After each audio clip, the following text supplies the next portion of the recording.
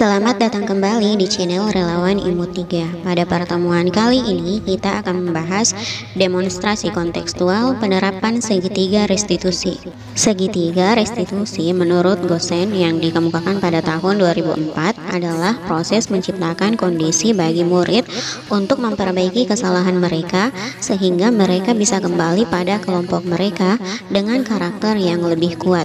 Ada 3 hal yang mendasari segitiga restitusi. Yang pertama, pada bagian alasnya adalah menstabilkan identitas, kemudian dilanjutkan dengan validasi tindakan yang salah, kemudian menanyakan keyakinan. Salah satu cara yang dapat digunakan untuk menstabilkan identitas adalah dengan perkataan bahwa semua orang pasti pernah melakukan kesalahan. Sedangkan untuk memvalidasi tindakan yang salah, misalnya dengan mengatakan, kamu tentu punya alasan mengapa kamu melakukan itu. Sedangkan untuk menanyakan keyakinan bisa dengan menanyakan cita-cita. Restitusi juga adalah proses kolaboratif yang mengajarkan murid untuk mencari solusi untuk masalah dan membantu murid berpikir tentang orang seperti apa mereka nantinya, seperti apa yang mereka inginkan, dan bagaimana mereka harus memperlakukan orang lain.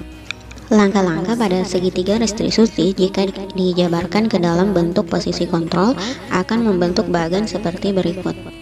Untuk langkah pertama, menstabilkan identitas, teori kontrol yang digunakan adalah kita semua akan melakukan hal yang terbaik yang bisa kita lakukan.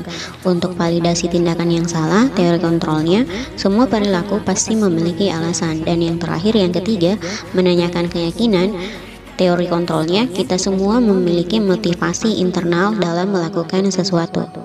Nah, berikut ini adalah daftar kasus yang coba saya selesaikan dengan menggunakan segitiga restitusi.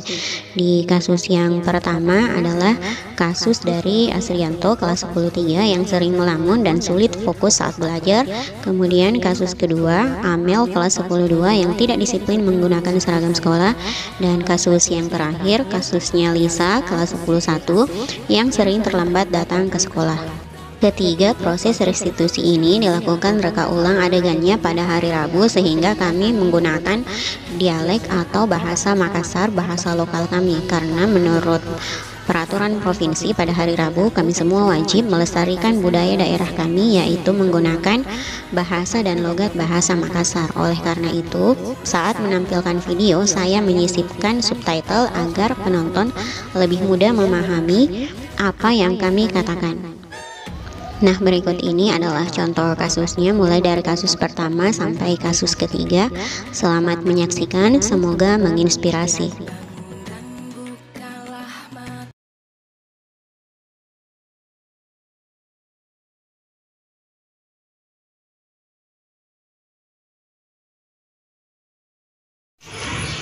Barangkali bagi orang itu yang tidak bisa ditahu sebentar.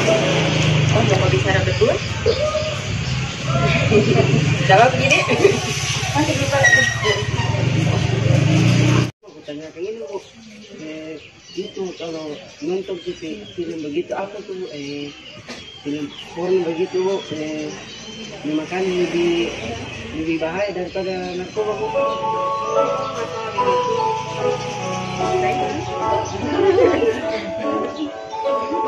Sekali-kali ya, Bu. Menurut memang ya wajar kalau usia remaja masih meluap-luap di nafsu sama emosimu. Hampir semua remaja kayaknya pernah begitu.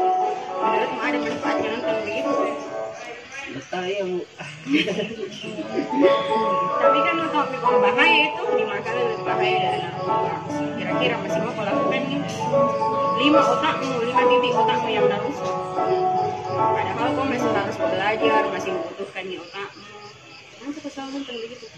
Tidak ada yang kerja di rumahmu? Bu, yang di rumah, Bu. Jadi tidak ada mau bekerja. Jadi nonton begitu, Bu. Kenapa tidak berusaha mencari kegiatan lain yang lebih positif? Misalnya, kenapa tidak ikut ke ekskul? Banyak di ekskul di sini. Saya ikut ke basket, bagus juga badan. Mendukung sekali, Bu. Ada juga di sana. Ini, Bu, tentara. Oh, berarti pasti nih ikut ke basket daripada tidak ada yang kerja di rumah. Nonton ke dalam porno rusak di otaknya. Mungkin lebih bagus kalau ikut ke basket. Tidak akan mengenai sama pembinanya. Semoga bisa mengurangi. Ya, Bu. Siap. Assalamualaikum warahmatullahi wabarakatuh. Perkenalkan, nama saya Asrianto, kelas 10-3. Kasus saya ialah sering melamun saat belajar karena nonton film dewasa. Setelah saya berbicara, saya diberi solusi untuk tidak menonton film dewasa lagi.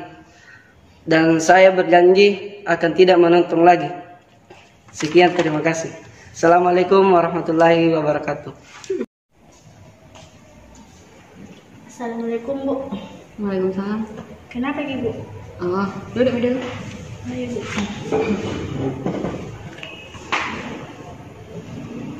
Kalau menurut Kak, apa alasan kepanjang? Mungkin pakaian kurang, Bu, atau sepatuku. Ya, ini disadari nih, apa kesalahan Kak? Iya, Bu. Apa? Tidak berpakaian rapi, ya, Bu. Tidak berpakaian rapi. Tidak apa-apa nih, banyak di temanmu juga yang pernah melakukan kesalahan.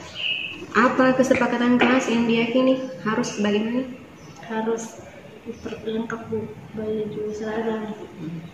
Harus berpakaian rapi. Menurutmu apa yang bisa dilakukan untuk perbaiki kesalahan? Tidak mengulangi lagi. Tidak mengulangi. Kalau untuk ini hari bagaimana? Tidak bisa pulang ganti? Tidak, Bu. Jauh sekali mau. Di mana? Di hutan Amazon? Tidak, Bu. Di atas, Bu. Di atas pohon? Atau pinjam seragamnya teman Kak? Bisa? Daripada masuk ke belajar kalau begini pakaian Kak. Kalau ada dikasih, Bu. Kalau ada yang pinjamkan, mau sih. Assalamualaikum warahmatullahi wabarakatuh. Perkenalkan, nama saya Amel, kelas 10-2. Pelanggaran yang saya buat yaitu selalu tidak berpakaian rapi. Sehingga saya dipanggil ke ruang lab kimia dan akhirnya saya menyadari kesalahan yang saya perbuat dan saya berjanji untuk tidak mengulanginya lagi. Terima kasih. Assalamualaikum. Assalamualaikum Bu. Waalaikumsalam. Duduk nggak? Ditahu kira-kira alasannya dipanggil ke sini? Tidak tahu.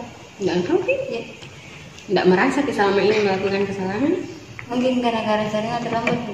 Kenapa sering terlambat? Jauh rumah Kak? Tidak, Bu, dekat. Terus apa alasan Kak selalu terlambat? Biasa kalau bangun tidur, Bu, tinggalkan melamun. Tinggal melamun. Apa dilamunkan? Ada di pasar Kak? Tidak, Bu, biasa tinggalkan di rumahnya. Main HP. Oh, main HP. Sambil stalking mantan. Jadi kita mau apa kesalahan Kak? Ya, Bu. Apa? Sering terlambat, Bu. Kira-kira kalau sering terlambat, kesepakatan kelas mana yang dilanggar? Kesepakatan di situ, Bu, supaya tidak sering lagi terlambat. Ya, apa solusi tak supaya tidak terlambat lagi? Kalau bangun tidur, Bu, sudah sholat, mandi, terus siap baru pergi ke sekolah, Bu. Jangan pakai baju. Oke, jadi terima kasih Midi. Semoga tidak diulangi lagi. Iya, Bu. Kembali ke kelas Kak. Assalamualaikum warahmatullahi wabarakatuh. Perkenalkan, nama saya Lisa, kelas 10-1. Setelah menerapkan segitiga restitusi dan mendengar testimoni dari peserta didik, saya melakukan refleksi, yaitu setiap perilaku memiliki tujuan tertentu. Perilaku menyimpang pada peserta didik karena ada kebutuhan dasarnya yang tidak. Oleh karena itu, guru perlu menumbuhkan disiplin positif dalam diri peserta didik dan perilaku yang menyimpang diperbaiki melalui restitusi. Nah, itulah pembahasan kita tentang segitiga restitusi. Sampai jumpa di pertemuan selanjutnya.